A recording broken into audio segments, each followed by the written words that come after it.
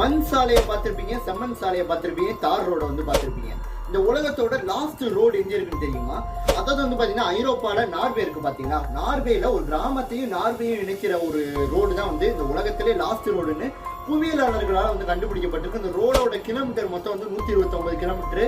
இந்த ரோடுக்கு பேர் வந்து பாத்தீங்கன்னா E69 இந்த ரோடோட பேரு. அதே மாதிரியே இந்த ஒரு ரோட்ல வந்து பாத்தீங்கன்னா ஒரு சுரங்கமே வந்து இருக்கு, நார்கேவ்னு சொல்றாங்க.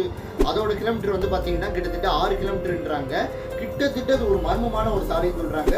கடல் மட்டத்திலிருந்து 212 மீட்டர் வந்து கீழே போகக்கூடியதாங்க இந்த ஒரு சாலை.